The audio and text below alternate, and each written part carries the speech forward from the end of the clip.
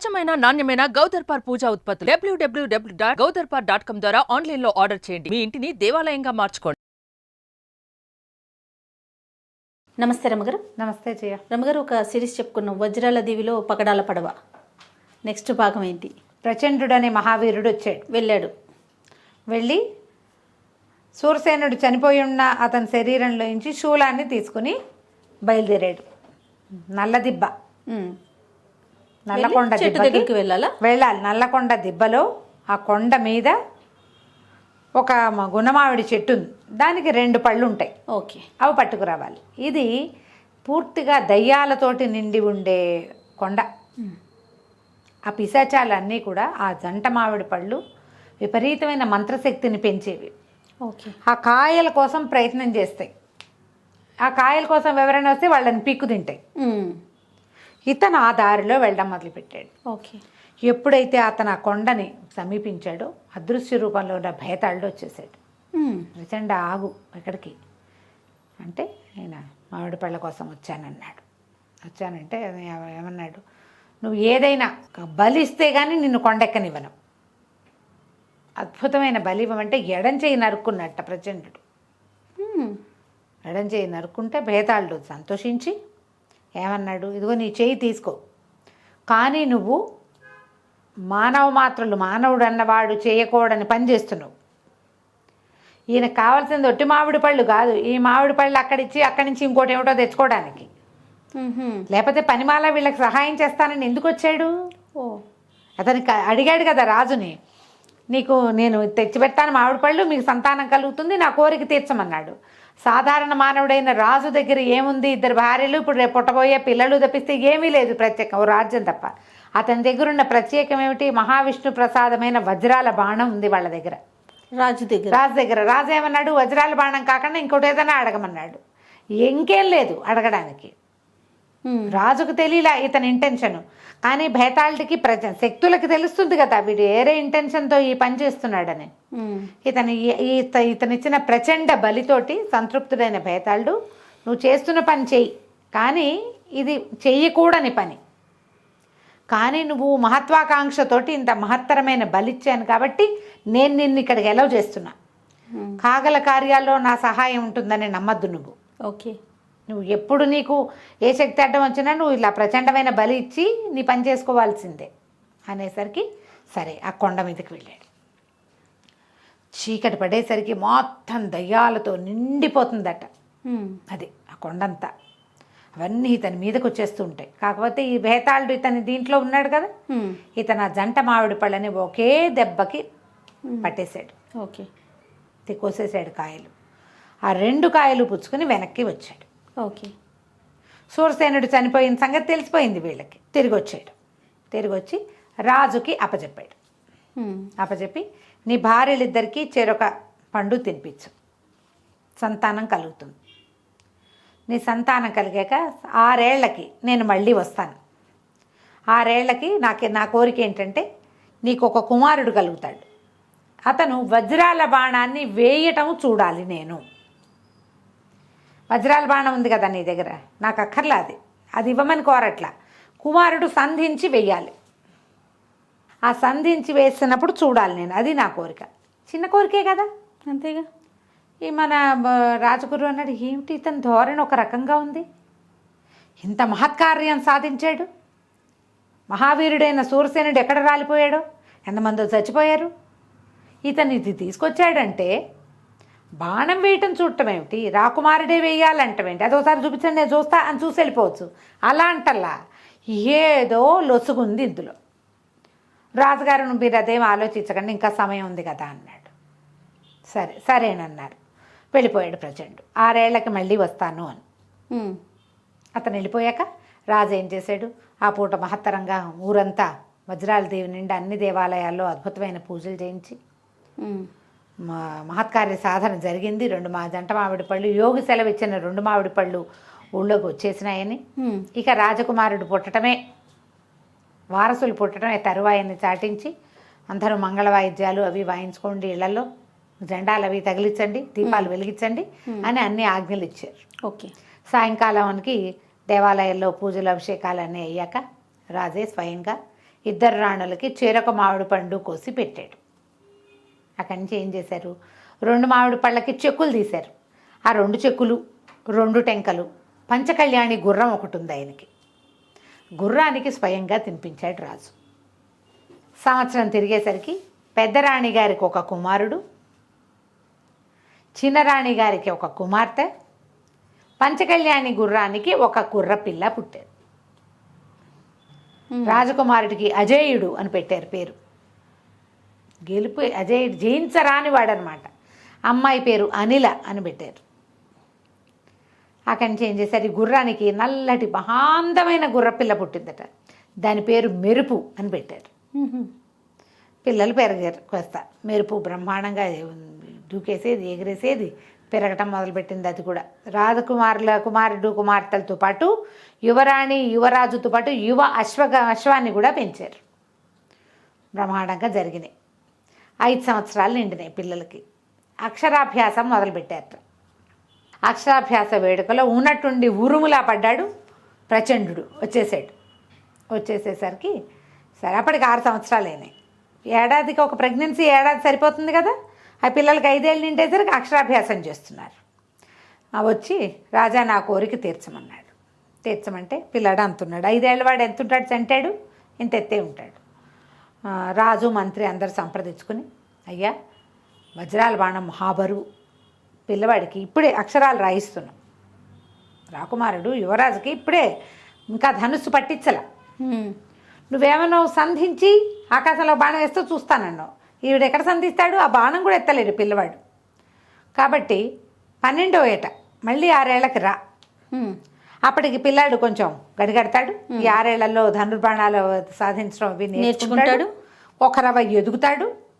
ఆ బాణాన్ని మోయగలడు, ధనుసుని మోయగలడు. ఇప్పుడు చంటాడు కదా అన్నారు.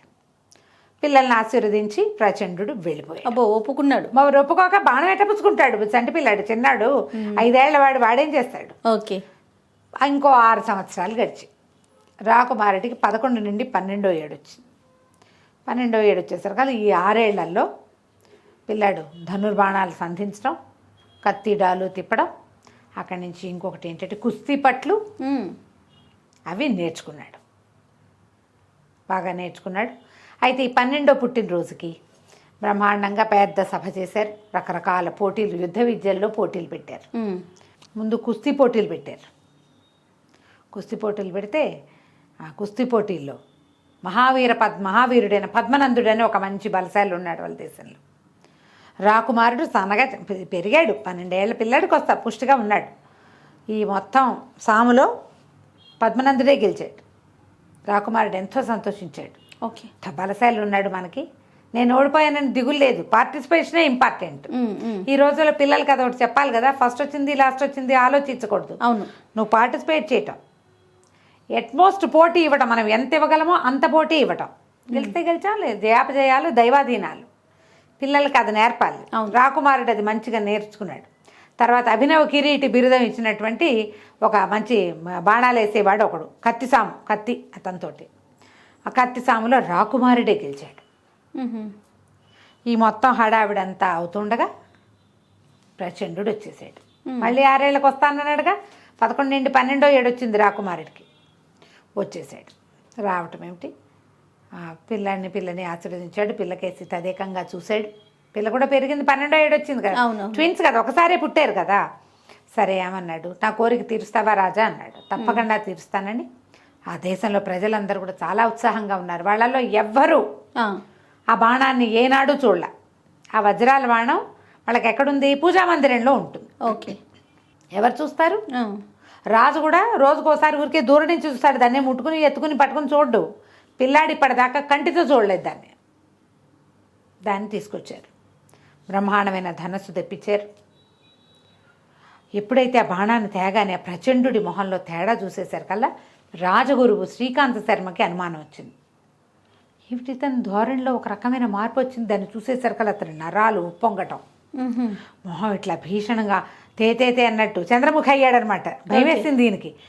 ఏమిటి ఇది, ఇతనిలో ఇలాంటి మార్పు ఉంది అని, వద్దు వద్దు వద్దు ఈ పని చెయ్యొద్దు, ఇంకా సమయం అడుగుదాం, ఒక 6 నెలలు, ఒక 5-4 ఏళ్ళు, 16 ఏళ్ళు రానిమందాం. అని పదే పదే చెప్పాడు. చెప్పినా సరే రాజు ఒప్పుకోవాలి. బాణం వేస్తే చూస్తానన్నాడు. అంతే కదా, ఇచ్చిన మాట ఎట్లా తీరుకుంటాం? ఓసారి తీరుకున్నాం, రెండోసారి కూడా తీరుకోవచ్చా? మాట తీరకూడదు కదా మనం అని, నాయన ఏమంటామంటే అట్లాగే తండ్రి చేస్తానన్నాడు. బాణం పట్టుకొచ్చారు. పిల్లవాడు దానికి దండం పెట్టుకున్నాడు. అక్కడి నుంచి కాలు వెనక్కి పెట్టి, అది బరువు బాణం, మామూలు బాణాలు ఈకల్లా ఉంటాయి, సన్నగా ఉంటాయి, బద్దీలే కదా, మంచి బరువు, అది బంగారు బాణం. దానికి వజ్రాలు తాపి ఉన్నాయి.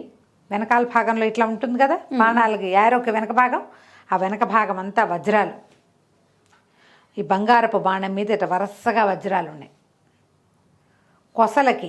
కొసకి ఒక సన్నటి వజ్రపు పొడి ముక్కని ఏదో అతికినట్టుంది, మెరిసిపోతోంది అది. అంత దివ్యమైన బాణాన్ని కంటితో చూడటంతో ప్రజలు ఎంతో సంతోషించేశారు. ఏ తరంలోనూ బాణాన్ని ఎక్కుపెట్టిన వాడే లేడు. చిన్నపిల్లాడికి అవకాశం వచ్చింది. ఓకే, చాలా సంతోషంగా ఉన్నారు. అయితే ఏమైంది, ఒక గరుడ పక్షి వెళ్తోంది పైన. రాకుమార ఆ పక్షి మీదకి సంధించు బాణం అన్నాడు. పిల్లవాడు కాలు వెనక పెట్టి గట్టిగా లాగి వేసేసరికల్లా అది వెళ్ళి ఆ గరుడ పక్షి దాకా వెళ్ళే లోపల పెద్దగా వికటాట్టహాసం వినపడింది. ఏదో అవుతోంది, జనాలకు అర్థం కాల. అంత నవ్వు వినిపిస్తుంది ఏమిటి అని చూసేసరికి ఈ కిందున్న ప్రచండు ఒక్క ఎగురెగిరి ఆ ఆకాశంలోకి వెళ్తున్న వజ్రాల బాణాన్ని పట్టేసుకున్నాడు. పట్టేసుకునేసరికి అతని ఇంటెన్షన్ వీళ్ళకి అతనిలో కనపడిన ఉద్రేకము, అతని వికృత రూపము, ఆ నవ్వు చూసేసరికల్లా రాకుమారుడు ఏం చేశాడు, రయ్యమని బాణం వేసేసాడు. రెండో బాణం వేసాడు. బాణం తీసి వేసేసరికల్లా అరికాల్లో గుచ్చుకుని దులిపేశాడు బాణాన్ని. వాడు బాణమే నా ఆయుధం, నేను తీసుకెళ్ళిపోతున్నాను అన్నాడు. అనేసరికి ప్రజలంతా హాహాకారాలు చేశారు. రాజుగారు లబోదిపోమన్నాడు. పిల్లాడు ఇంకో బాణం వేశాడు, అర్ధచంద్రాకార బాణం వేసి కొట్టేశాడు. డొక్కలో దిగింది. ఆకాశం నుంచి నెత్తురు కురిసిందిట కిందకి. మరి డొక్కల్లో బాణం దిగితే ఏమవుతుంది? ఆ బాణం తిప్పి విరిచి వెనక్కి విసిరేసి, రాజా ఈ బాణం కోసమే అంత ప్రయత్నం చేసి నీకు సంతానం కలిగేలాగా చేశాను. దీన్ని వెనక్కిచ్చే ఉద్దేశం లేదు నాకు. నువ్వు బాణం కాకుండా, నేను బాణమే అడగాలనుకున్నా, నువ్వు బాణం కాకుండా ఏదైనా అడగమన్నావు. అందుకని సంధించే ఏర్పాటు చేశా. ఇప్పుడు ఇది నువ్వు ఇచ్చినట్టు కాదు, నేను తీసుకున్నట్టు కాదు. అక్కడి నుంచి ఏమన్నాడు, అజయ్య నీ దెబ్బని మాత్రం మర్చిపోను, నేను ఇంతకింత బదులిస్తానని చెప్పి మాయమైపోయాడు. అయ్యో, అతను మాయమవుతున్నప్పుడు కూడా కొంత మేర నెత్తురు కురిసింది. అంటే ఆ వైపుగా వెళ్ళాడనమాట. తర్వాత కనపడలే. ప్రజలు ఆకారాలు చేశారు, కొంతమంది ఏడ్చారు, కొంతమంది అది చూసిన దానికి యాక్టింగ్స్ చేసుకున్నారు. నెత్తురు కక్కుకున్న వాళ్ళు కొంతమంది. రాణిగారులు ఇద్దరు నెత్తి మీద చేతులు పెట్టి కూర్చున్నారు. బాణం పోయింది, ఇంకేముంది. శ్రీకాంత్ శర్మ, అయ్యో నేను చెప్పాను కదా ఇంత పని చేసేసాం మనం అన్నాడు. అక్కడి నుంచి హుటాహుటిన ప్రజలందరినీ ఇళ్ళకి పంపేశారు.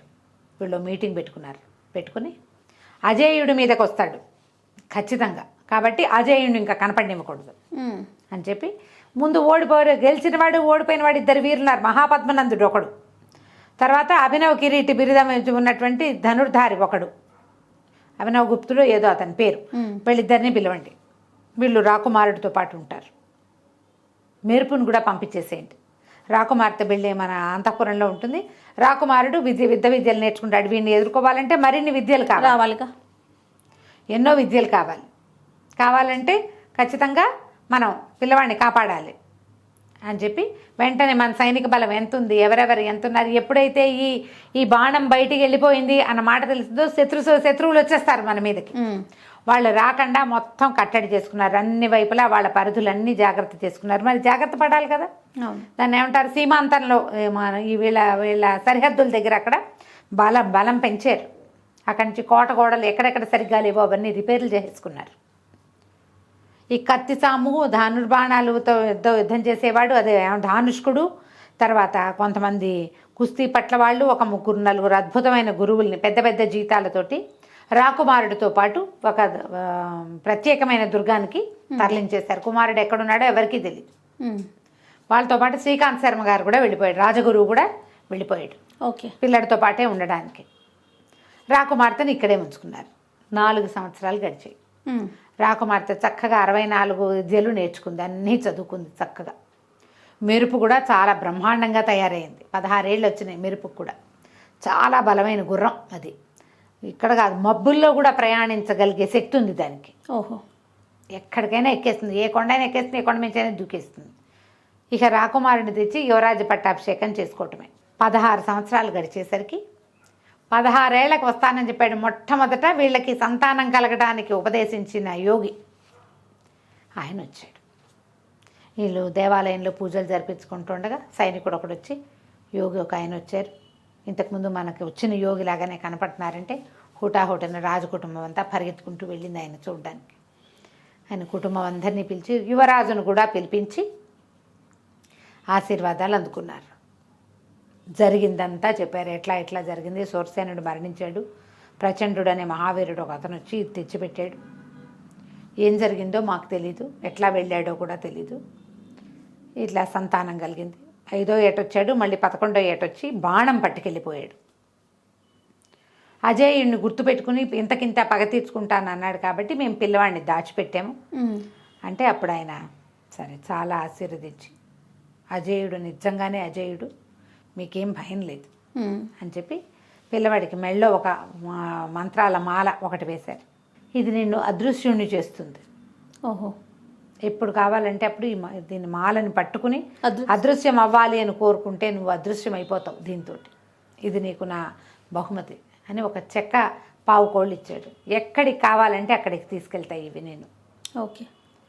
ఈ పావు కోళ్ళు ఉంచుకునే దగ్గర నువ్వు వెళ్ళి వజ్రాల బాణాన్ని సాధించాలి. ఓకే. సాధించాలంటే ముందు ఎక్కడికి వెళ్ళాలి, ఎక్కడి నుంచి నీ జన్మ జరిగిందో అక్కడికి మొదట వెళ్ళాలి. అక్కడికి వెళ్ళి అక్కడి నుంచి నీకు రెండో ఇది వస్తుంది. ఓకే అని చెప్పాడు. చెప్పాక సరే ఇంకేమో వచ్చి ఆయన వెళ్ళిపోయాడు యోగి. ఈ యోగి చెప్పిన సలహా పాటించడం కోసం ఈ 16 సంవత్సరాల రాకుమారిని పంపించారు. ఈ మెరుపుని ఎక్కి రాకుమారుడైన అజేయుడు మళ్ళీ ఎక్కడికి బయలుదేరాడు, పగడాల పడవ ఎక్కడుందో అక్కడికి బయలుదేరాడు. దారి మధ్యలో రకరకాలు మెరుపుతోటి వెళ్ళాడు. రకరకాల ప్రయత్నాలు అవి ఇవి రోజుల తరబడి ప్రయాణం చేసుకుంటూ అక్కడికి వెళ్ళాడు. వెళ్ళిన తర్వాత ఒక చెట్టు కింద కూర్చుని, ఎక్కడైతే ఈ చెరువు ఉందో అక్కడ ఒక చెట్టు కింద కూర్చుని అటుకులు తింటా మొదలుపెట్టాడు. అతను ఎక్కడో అటుకులు తెచ్చుకున్నాడు. ఒక పేదరాశి పెద్దమ్మ దగ్గర అటుకులు ఉండే, మరి ఆ మధ్యలో ఆహారం కావాలి కదా. ఏదో గొంతు వినపడిందిట, నాకు పెట్టండి అని. పెట్టండి అంటే ఎవరికి పెట్టాలి వెతికాడు అటు ఇటు, చీమలు దోమలు ఏమీ కనిపించట్లా. ఇంతలో ఒక గాజులున్న ఒక చెయ్యి మాత్రం ఇట్లా కనపడిందట. కనపడితే ఇతను ఏం చేశాడు, ఇక సంచిలోంచి ఆ గుడ్డ సంచిలోంచి అటుకులు తీసి చేతిలో పోసాడు. అటుకులు చెయ్యి మాయమైంది. మళ్ళీ చెయ్యి తప్పింది. తన దగ్గరున్న అటుకులన్నీ దానికి పెట్టేశాడు. మళ్ళీ చెయ్యి చాపుతోంది. మళ్ళా పెట్టేశాడు. పెట్టేశాక చాలా సంతోషం, మీరు నాకు ఎంతకాలంగానో ఆకలిగా ఉన్న నా ఆకలి తీర్చారు. నేను ఎప్పటి నుంచో ఇక్కడ ఉండిపోయి నీ చెరువు మీదే తిరుగుతూ ఉంటాను అని చెప్పేసరికల్లా ఎంతను అడిగాడు, ఎందుకు నువ్వు ఇట్లా ఉన్నావు, నువ్వు ఇదివరకు ఎవరికైనా కనపడ్డావా అంటే ఇదివరకు నేను కనిపించా, ఇట్లాగే అదృశ్య రూపంతో ఒక గాలి రూపంతో కనిపించా. ఒక మహావీరుడికి పగడాల పడవలో వెళ్ళటం చెప్పాను, మళ్ళీ నువ్వు కనిపించావు. మధ్యలో వాడు వచ్చిన వాడు నేను చూడలేదు, వాడి దారిని వాడు పోయి ఉంటాడు బహుశా. చెప్పేసరికి నువ్వు ఎందుకు నీకు ఇది వచ్చిందంటే నా పేరు వీణాధరో విద్యాధరో, నేను గంధర్వకాంతని, నేను ఎన్నో విద్యలు నేర్చుకున్నాను. నా విద్య నాకు ఎట్లా వచ్చిందంటే, నేను ఎవరైనా పోటీ పెట్టుకుంటే పోటీలో ఎవరు గెలుపొందారో చెప్పగలను, ఎవరిది అద్భుతమైన ప్రవర్తన ఏదో చెప్పగలుగుతా. దాంతో క్రమంగా నాకు శత్రువులు పెరిగారు. వాళ్ళు డ్యాన్స్ కంటే వీళ్ళు డ్యాన్స్ బాగుందంటే ఓడిపోయిన వాళ్ళకి మంటగా ఉంటుంది. అదే ముందే చెప్తే ఇలా ఈ హడావిడిలో చాలామంది నాకు శత్రువులు పెరిగిపోయారు ఈ ప్రోగ్రామ్స్ వల్ల. ఒకసారి ఒక పోటీ జరిగినప్పుడు నేను ఇచ్చిన తీర్పు నచ్చక వాళ్ళు నా వెంటపడ్డారు. నేను అది తప్పించుకోవడానికి ఈ యక్షుల పర్వతం దగ్గర ఉన్నటువంటి దూర్వాస మహాముని మందిరం కాదు ఏమంటారు దాన్ని, పర్ణశాలలోకి వెళ్ళిపోయాను. ఆయన కుటీరం అక్కడ ఉంది, ఆయన అక్కడ తపస్సు చేసుకుంటున్నారు. అదృశ్య రూపంతో లోపలికి వెళ్ళిపోయాను. వెళ్ళిపోయాక వాళ్ళందరూ అవతలకి వెళ్ళాక శత్రువులు అవతలకి వెళ్ళిపోయాక నేను మళ్ళీ వెనక్కి వస్తూ అదృశ్య రూపంలో వెనక్కి వచ్చేస్తూ ఆయన కమండలంలో పెట్టుకున్నటువంటి నీళ్ళని తన్నేశాను పొరపాటున. ఓహో. నీళ్లు ఎట్లా అయితే కింద పడిపోయినాయి, ఆయన కోపం వచ్చేసింది. నీళ్లు పడేసరికి కోపం వచ్చి ఎవడైతే అదృశ్య రూపంలో ఈ నీటి కమండలాన్ని తన్నారో వాళ్ళకి ఆ అదృశ్య రూపమే నిలిచిపోతుంది, ఈ నీరు ఎట్లా కింద వైపుకి వెళ్ళిపోయిందో అట్లా వీళ్ళు కింద పడిపోతారని శపించాడు. ఇక నాకు భూలోక పతనం వచ్చేసింది, అదృశ్య రూపం ఉండిపోయింది. నేను పరిపరి విధాలుగా ఆయన ప్రార్థించి నేను విద్యాధరినని, నాకు ఈ సమస్య ఉందని, వాళ్ళందరూ కింకరులు నా వెంట పడితే నేను ఇట్లా పారిపోయానని, యక్షులు వెంట పడితే పారిపోయానని నేను చెప్పేసరికి, సరే నీ అదృశ్య రూపంలో నిన్నెవడైనా మానవుడు వివాహం ఆడితే నీకు శాప విమోచనం అవుతుందని చెప్పాడు. ఓహో. ఎంతకాలం నుంచో నేను ఇక్కడ ఉన్నాను, ఎవరైనా నన్ను వివాహం చేసుకుంటే కానీ నాకు విముక్తి లేదు అనేసరికల్లా ఇతను అన్నాడు, నేను వివాహం చేసుకుంటాను నిన్ను. 16 ఏళ్ళ వాడు. ఆ విద్యాధరి ఎన్నేళ్ళ నుంచి అక్కడ ఉందో. అదే అయినా సరే యక్షులకి వాళ్ళకి వయసులు ఉండవు కదా, ఎంకగా అలాగే ఉంటారు వాళ్ళు. సరే ఇతను ఏమన్నాడు, పద మనం వెళ్దామని ఏం చేశాడు, వెళ్ళి ఆ చెరువు దగ్గర నిలబడ్డాడు. నిలబడి చేతులు తట్టాడు. తట్టేసరికల్లా పగడాల పడవ వచ్చేసరికి తనెక్కి అదృశ్య రూపంలో ఉన్న ఆ అమ్మాయిని కూడా ఎక్కమన్నాడు. ఎక్కమంటే ఎక్కాక తన మెళ్ళలో ఒక మాల ఉంది కదా, ఆ మాలను ముట్టుకుని నేను కూడా అదృశ్యమైపోవాలని కోరుకున్నాడు. అదృశ్యమైపోయాడు. ఆ అమ్మాయి మెళ్ళలో ఒక పువ్వుల మాల వేసి వివాహం చేసుకున్నాడు. ఓహో. మెరుపుతో సహా ఎక్కాడు. మెరుపును కూడా ఎక్కిచ్చాడు అందులోకి. మెరుపు ఉంది కదా తన దగ్గర గుర్రం. సరే ఇందులో ఇలా బయలుదేరి ఏం చెప్పాడంటే, నేను నా రుణం తీర్చుకోవడానికి వెళ్తున్నా, నాకు చాలా పని ఉంది, నువ్వు ఈ పగడాల పడవలోనే ఉండు, నువ్వు అదృశ్య రూపంలో ఉండొచ్చు, నీకు అవకాశం ఉంది కదా, అదే ఇందులోనే ఉండు, నువ్వు బయట ఉన్నా సరే ఇక్కడే ఉండు, ఈ ప్రాంతంలోనే ఎవరికి కనపడకుండా కూడా ఉండదు, ఇక్కడ ఎవరు మానవ మాత్రం లేరు, నేను నా పని అంతా పూర్తి చేసుకుని నేను వెళ్ళేటప్పుడు నిన్ను తీసుకెళ్తానని చెప్పాడు. ఓకే. చెప్పి ఈ పగడాల పడవలో అవతల తీరానికి వెళ్ళి అక్కడ కపాలేశ్వర ఆలయం ఉంది కదా, ఆ కపాలేశ్వర ఆలయానికి వెళ్ళిపోయాడు. ఓకే. వెళ్ళి పైకి వెళ్తే కపాలేశ్వరుడు ఉన్నాడు. రెండో పక్కన మనం మొదటే చూసాంగా భైరవుడే ఈ రహస్యాన్ని చెప్పగలడు. ఓహో. ఇప్పుడు ఏది ఈ వజ్రాల బాణం ఎక్కడుందో అతన్ని ఎట్లా పట్టుకోవాలో అక్కడికి వెళ్ళాడు. వెళ్ళిన తర్వాత ఏం చేశాడో భైరవుడు ఇతనికి ఇంతసారి భైరవుడు ప్రత్యక్షమయ్యాడు. శూలం విసిరేసి సూరసేనుడు చచ్చిపోయాడు. ఇప్పుడు ఏమవుతుందో మనం వచ్చే భాగంలో తెలుసుకుందాం. తప్పకుండా చాలా ఇంట్రెస్టింగ్ అనిపిస్తుంది. నమస్తే. నమస్తే.